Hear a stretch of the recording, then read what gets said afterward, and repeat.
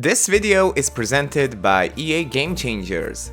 Hello guys and welcome to a brand new video. My name is Jovan and I'm the administrator of the Sims community website, and in this video we are going to be checking out all of the new features that The Sims 4 is going to get with the upcoming base game update.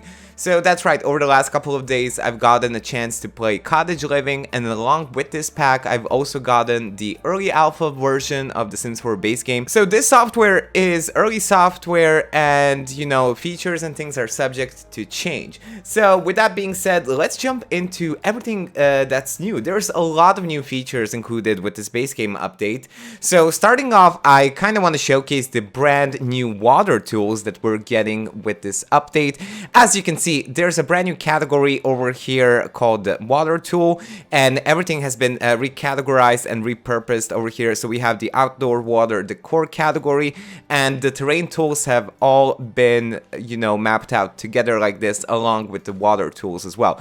You also might notice that there are some new brush sizes as well, so that's really cool for everyone who wants to go into further details when doing terrain paint on their lot. But enough about that. Let's check out what's new with the water tools. So the water tools coordinate with the terrain tools that we already have in the game.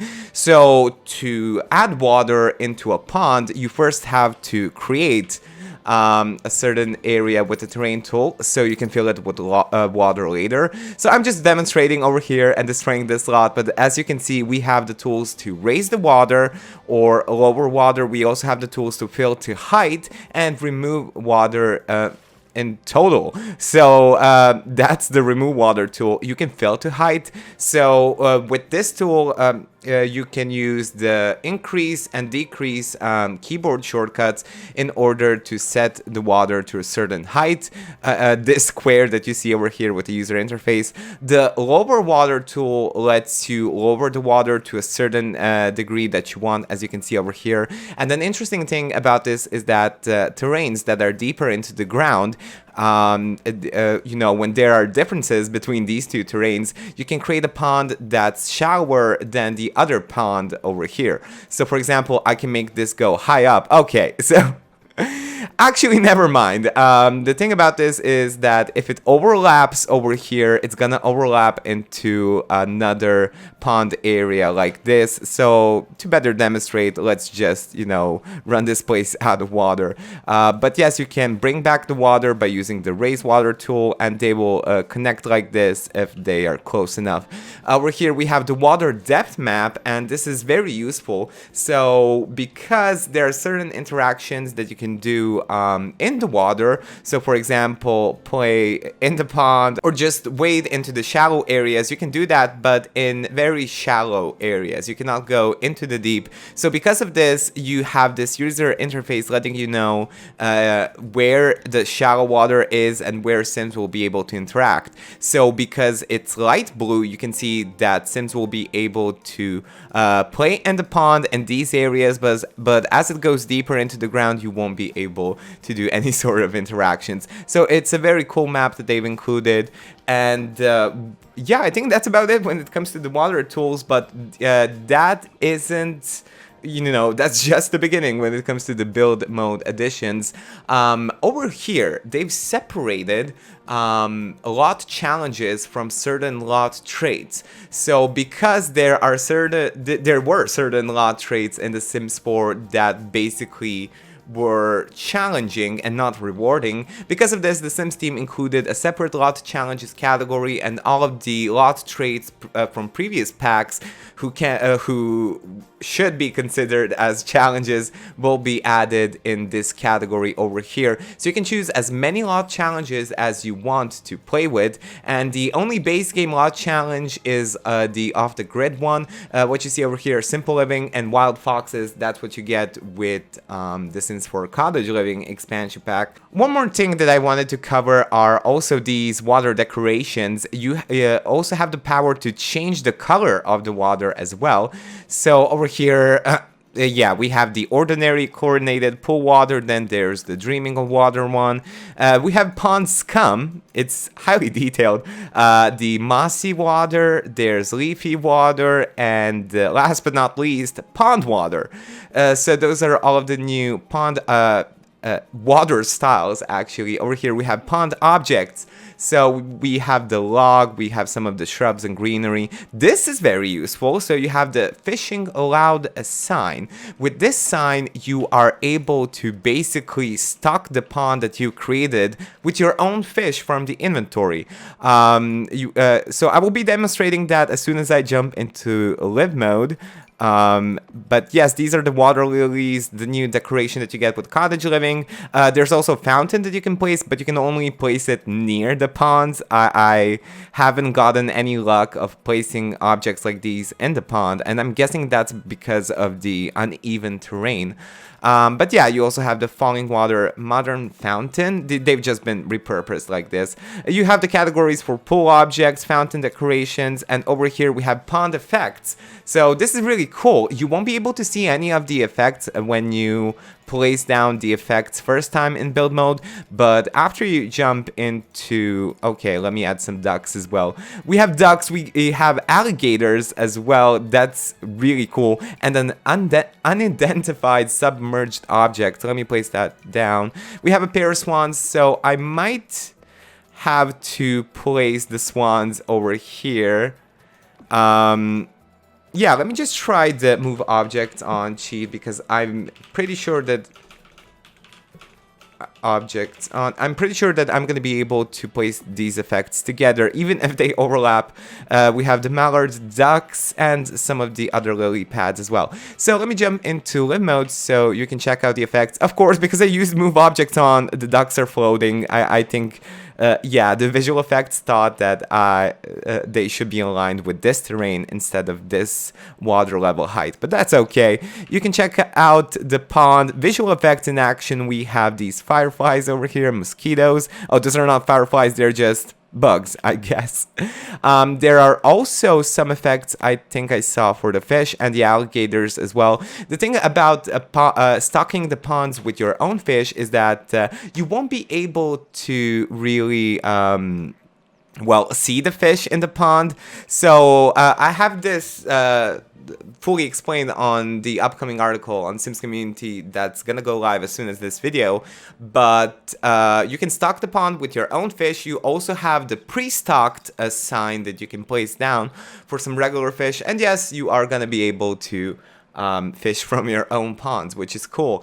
The thing about these ponds, if you have the SimSport seasons installed, they won't... Yeah, Sims won't be able to ice skate on the ponds, but the ponds themselves are gonna have this really cool glossy visual effect, which is a nice touch. So that's about it when it comes to the ponds and, you know, some of the build mode additions. But there's plenty more to cover. So you might have seen that the calendar icon has been shown, even though I don't have the Sims 4 Seasons installed. And well, that's because the calendar is coming to the Sims 4 base game with some slight improvements. So as you can see over here, we don't have any reports on the weather because we don't have seasons installed. Still, you have a full track of your schedule, of your work schedule, as you can see over here, of your school schedule if your kids are going to school.